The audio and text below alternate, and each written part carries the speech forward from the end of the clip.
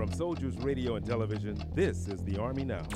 Whether it's a display of artwork from elementary and middle school children, the more serious artwork of a local teen, or the work of an accomplished artist, there's always something to see at Heidelberg's Arts and Cultural Center.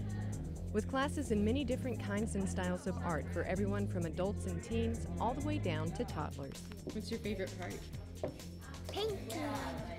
There are resiliency programs coming up, in the Army, which will address emotional trauma. It will address PTSD. For me to be passionate about that, to be able to bring the warrior transition units, for example, to be working with us, I think it's the future of arts and crafts in the Army, and I hope that it's the future of arts and crafts to stay, because it's a pivotal force. What's your favorite part? Painting. That's the Army Now from Soldiers Radio and Television. Hi, it's the Tech Diva.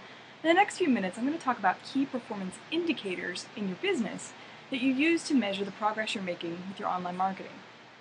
So when you're starting any project, whether it's offline or online, you need to have something to measure whether you're reaching your goals, right? If you set a goal like you want to make $10,000 a month by, 12 months from now, you need to have metrics to know, are you getting closer to that goal, or are you just sort of wandering in limbo?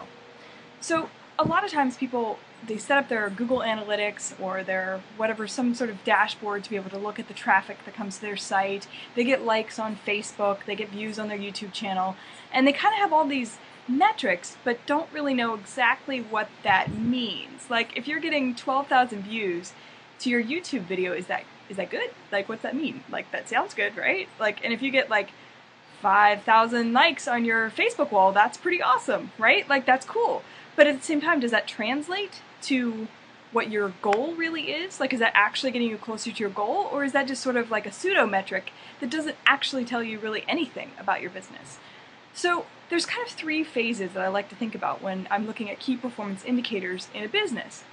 And the first one is when you're first getting started, right? You have nothing, you're starting from scratch. The first one is just getting visits to your website, right? Just getting clicks on your ad or whatever. However you're driving traffic to your website, the first is just visitors to your website. And you want that metric to go up. Obviously, you want it to go from 0 upwards. So your first probably month or two is just establishing that. It may even be longer than that, but it's just establishing getting traffic to your website. A really quick way to do that is with ads, Facebook ads or Google ads, but that's another topic. Anyway, point being that in the first month or two, your first key performance indicator is just traffic to your website, right? Or your landing page or whatever it is you happen to be using. But then after that, that kind of becomes irrelevant if they're not taking action once they're on your site, right? If someone's coming to your site but they're not taking action, they're not signing up to your list or they're not buying your products, then it really does not matter if you're getting 10,000 people to your site a day if they're not taking the action that you want them to. It's still not getting you any closer to your goal. So after the first phase of just the traffic each day, the next phase becomes the signups or the conversions to your website, right? And a lot of times with internet marketing, I talk about, and a lot of the great guys, they all teach having some sort of freebie offer, your free line content or what you would call your lead magnet, to be able to get people just to engage with you. By giving their email, they get free tips or some articles or some training or whatever. They give you their email in exchange for something of value to them, and that starts the relationship. So you get a lead, they give you their email, you then write back, and then you build a relationship over time through that lead magnet, right? So with that process in mind, the next key performance indicator then is how many signups are you getting a day? And if it's not signups, then it's clicks to purchase your product. But usually it's pretty premature to expect people to land on your site and buy, unless you're reselling Amazon products or something and they know exactly what they're looking for. But that's not quite the business model I'm talking about here. I'm talking about someone that's setting up a business and they're wanting to engage people and build a relationship with a prospect to then eventually convert them to a sale, either working one-on-one or a course or a product or whatever. So your second key performance indicator is how many signups are you getting to your lead magnet? How many signups a day in relation to the number of people that are visiting your site? And that's your conversion rate, right? That's the next key performance indicator. And that might carry you through the first 6 months, right? After the initial phase of just getting traffic, then the next few months, maybe the next 6 months, is just about getting more and more signups and improving your conversion rate over time. So that key performance indicator is now moved to another kind of metric, right? Because we've just established that the traffic isn't relevant once you get to the second phase. What's actually relevant is how many signups you're getting. So you're wanting to improve your page over time. And this is when testing comes into place. So this is split testing. So you want to set up maybe 2 different landing pages with 2 different offers, see which one works better. You want to test ad headlines, see which one people click on, and then if they click on it, do they sign up? You want to test like a video on your homepage, your copy, maybe the design itself. Like, you really want to be split testing to improve this conversion rate. You want to spend time here, right? Like, if you're getting 1 sign up every couple weeks, that sucks. Like, that's not really going to carry you most likely very far in your business, given most goals of internet marketing. So you really want to try to make it better and better and better over time, and really spend time here just getting that conversion rate down, getting people engaged with you, because that is the first step of building that client relationship. So that's the first key into the funnel. And if that key doesn't work, the rest of it doesn't work, right? So you really have to get that part down. Then the next key performance indicator that comes after the signups, then of course, is conversions to sales. How many sales are you getting in relationship to the people that are signing up and the people that are actually building a relationship with you? And how many steps does that take? So it's looking at the sales in relationship to the signups, in relationship to the visitors per day to your site. And those key indicators are the ones over time that really set up the structure of your business, at least in the first year, right? And then of course over time it becomes, getting your costs down, finding more efficient ways to get traffic, setting up other programs, cross-sells, upsells. There's lots of other things that come in after that first initial introductory phase. But in the introduction, it's really about traffic, and then it's about signups, and then it's about the first sale and what steps it takes to first get through all of those points with someone, and then to improve that over time. So you really get it dialed in, how to get people to sign up with you, and then how to get a sale. And once you have that locked in, you can expand, like your possibilities are endless, right? Because you know how to get people on a list, you know how to convert them to a sale, so now you can start adding other additional products to your offerings, you can start having other offers, you can build relationships with them, you can ask them what they want, and so on. But having those first 3 things established really gives you sort of the framework, or lays the groundwork for building the business online that you're really looking for. I hope that helped. If you have any other questions, or if you have something you use that I didn't mention here to track the progress in your business, I'd love to know. Please just leave a comment below or send me an email. I'd love to hear from you. Thanks so much.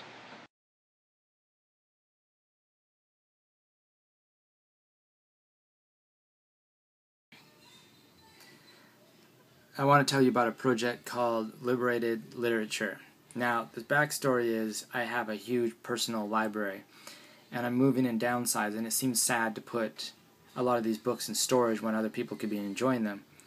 And I kind of want to start a conversation with these important books and get the tactility of a book in people's hands and so on.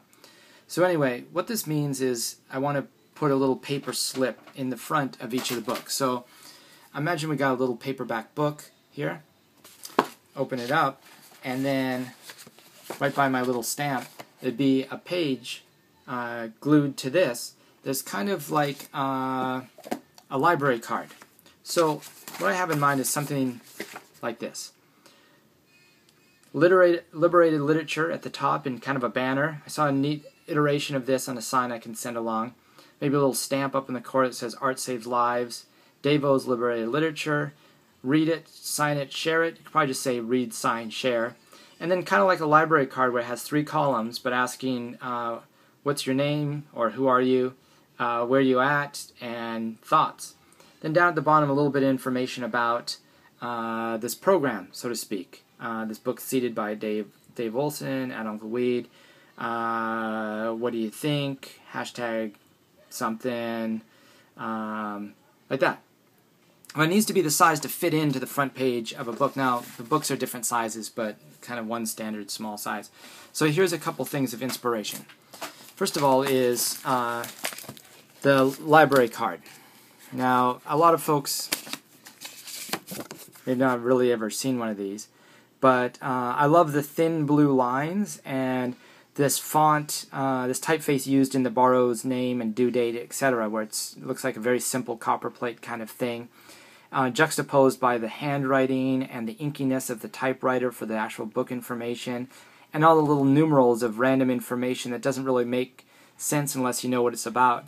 Same thing at the bottom. In this case, it continues up back to the side too, and I just love the simple elegance of the date, the borrower's name, and so on.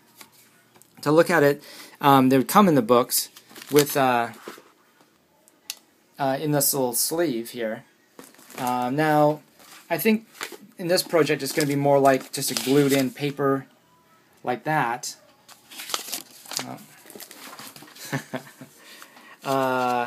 Rather than a card that slides in. But the same kind of, something that evokes this kind of feeling. Another piece of inspiration when looking at this is this Field Notes notebook that I like so much. The simple, bold sans serif font. And then in this, it's got all kinds of just mostly meaningless information, but I like that kind of cluttery, instructional kind of feel. But what I need is something like this that can be duplicated, that has some heart and soul, that explains to people to read it, share it, pass it along, and to encourages people to kind of jump into the conversation. I'll send a few other little bits and pieces maybe as inspiration, but that's the gist of it. Thoughts? Hey guys, it's Sam from the SAM show, known as the Sam and Mel Show. And I started doing an arts and crafts, and I was like, hey, you know what? I should make a YouTube video on how to do this arts and crafts thing. So, here it is. Okay, so the craft we are making is this kind of like wallet, money, put your money in, like a coin box, something like that, something around those lines. So what you will need is a cotton swab little box, like this, a paintbrush. Well, I have 3 paintbrushes because I'm going to use the watercolors too, a little, and then I have these, which I'll probably use 2 for these, because 1 for the silver, 1 for the red, and then 1 for the watercolors. So, let's get started. Oh, and by the way, this is my favorite hairstyle from the video before, the three hairstyles to do when you're running late to school/work. So this was my favorite one, plus I think my favorites were this one, and then the bun, and then the braid. So, now you know that, let's get started. So what you do is you take any color, really, and I'm just gonna open it and just squirt some out. Okay, after you squirt it out, or if it's one of these, just squirt it out first, and then take your paintbrush and then go in here. So, let's get started. I can barely see. Oh, definitely over the paintbrush line. Okay, and then now you can paint whatever you want, but don't add the designs yet. Like, don't start adding designs. Just paint your coats first, and then I'll give you design ideas in the end, so tune in for that. So, I want mine a little, like, bumpy, kind of like that, because, and then it's a little better, like, if anyone knows, like, Vincent van Gogh, his painting, Starry Night, if you go to the museum where his painting was, it was kind of rough. So I'm just making it a little rough, but not too rough. And just like that, so that's how it looks so far.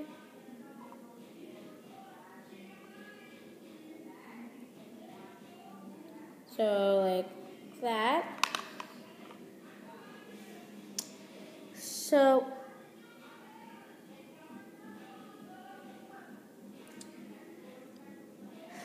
just like that. See, it's like a little bumpy. And so, and if there's any excess on the edges, just take it off with your finger, or if it's fine, just leave it. So, do this.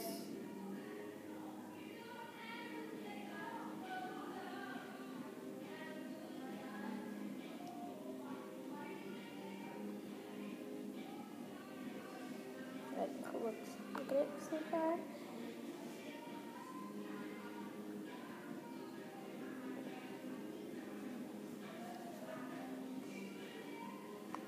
Okay. So, sorry. Okay, it's in it. So, I'll see you when I think I have it how I want. So I almost have it how I want, so I'm just gonna keep you guys like right there. And yeah. So, okay, I have it how I want, so I'm just gonna go like that. Okay, so next part. Okay, so I'm just gonna let this dry, and then after I will show you the next part. Now is the next part, and this has dried. It's been a day, and it's dried, and I like how it is.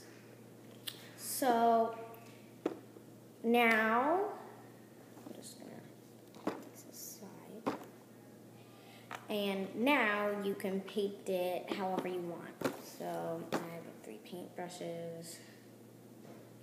This is for the silver.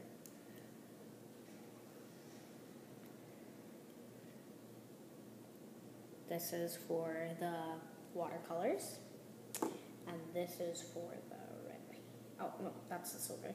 This is for the red paint. So let's get started. Oh, and by the way, I have water in this cup for the watercolors. First, I'm just going to try out the watercolors. If they don't work, I will use the red paint. Okay, so I'm just going to color it, which I'm very surprised. I put water on the pink, the watercolor pink, like 2 hours ago or so. And now it's like kind of like one of these. So I was very surprised about that, because I let the pink dry so that I could so I could get more of a color, so that it wouldn't be so light. So I let it dry, and I thought it was gonna dry into one of the others, but it didn't. It turned like a really nice pink. It's so nice. Okay, so I am just painting it. So today, I forgot to say it at the beginning, but today the video is like, so it's kind of like a collab with Mel, but except I'm not with her, so we're both doing our videos for today. So it's gonna be fun, yeah. So I'm making this, and she's making something else. I just gotta wait to see. So I'll show you when I finish the perimeter of it. Okay, so I have this so far, and I think I'm gonna take this red paint and add it to the border, and I think it's gonna look pretty sick. So I'll see you when I finish that. Oh, sorry. So I'm just gonna put this.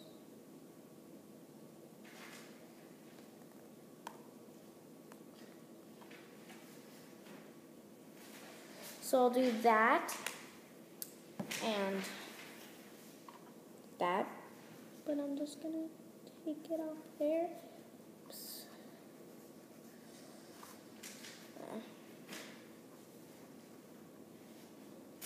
Okay. Okay.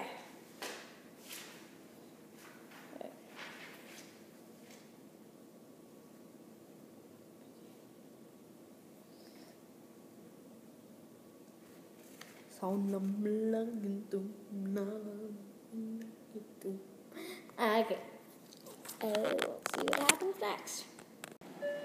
Okay, so I just got it done, and I'm just waiting for the gray to dry because I had to do it over.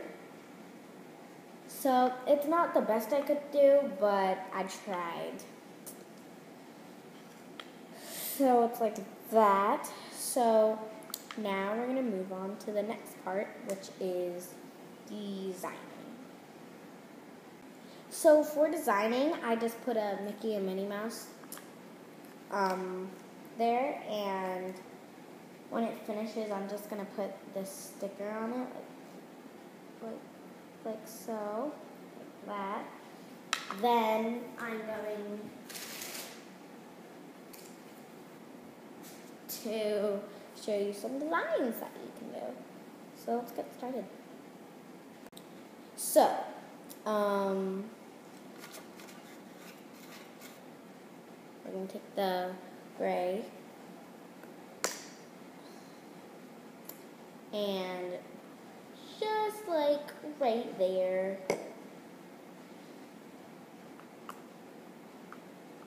I'm going to put a flower. If you don't know how to draw a flower, I'll teach you. So we're going to do a flower like this. I'll draw it on this. So just that.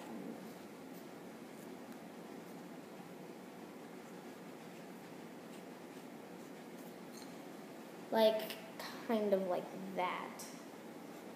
So, yeah. So I'll show you when I'm done. So I have finished my flower, and this is how it turned out. It's not the best, but it's okay. So next you can just draw like smiley faces and stuff like that. Or you can even make up one.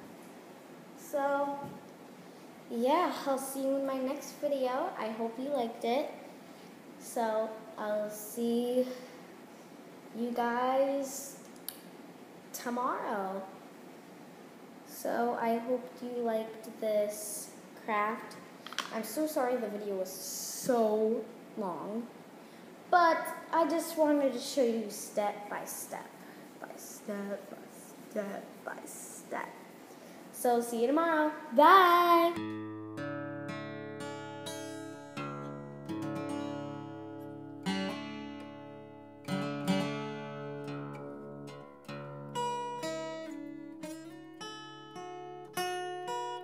Con questa a novembre ho festeggiato 30 anni di attività, quindi ho cominciato nell'81. 13 anni fa ho costruito il mio primo clavicembalo. Il primo strumento ora ne avevamo fatti 94. Questo è il numero 94. The main reason why a player goes to a luthier to have a custom-made guitar, it's because he or she can choose some important measures that the production instrument cannot give. It's important that if the customer comes with clear ideas in his mind of what he needs, the customer knows that his instrument is unique. clavicembali ce n'è tanti tipi, ce n'è piccoli e grandi. Quelli piccoli ci può volere anche 3 settimane per uno strumento veramente piccolo, come una spinetta. Da di lì poi si va a 3 mesi per i clavicembali più grossi a 2 tastiere. È uno strumento che mi è sempre piaciuto. È particolarmente rispettoso proprio della costruzione architettonica della musica. A millimeter on a guitar is like a kilometer because the player can really feel the difference of more or less of a millimeter. Il clavicembalista cerca uno strumento rigorosamente artigianale. Il clavicembalo è uno strumento che nasce imperfetto. Questa imperfezione lo rende anche peculiare e la possiamo usare per rendere meglio una certa interpretazione. I think about the guitar like touching and embracing a lady. When you need a contact with the very fine details, you have like a physical relationship with the instrument. At the very end, if I need to be close to the instrument and work touching the wood. Un clavicembalo, diversamente da molti altri tipi di strumenti a tastiera, ha bisogno anche di molta manutenzione. Bisogna saperlo accordare, bisogna sapere fare certe piccole riparazioni. C'è una necessità di una abilità in più rispetto a un'opera d'arte che ha una funzione visiva. Bisogna combinare la parte estetica, cioè fare un bell'oggetto, deve anche funzionare. Io devo capire quello che vuole il cliente e se il cliente non lo sa, devo cercare di far capire a lui cos'è che lui vuole. Se sono Bach voglio un certo timbro, se sono, che ne so, autori italiani del Cinquecento ne voglio un altro. L'esecutore usa quello strumento sfruttando le caratteristiche timbriche scelte a monte dal costruttore di questo strumento.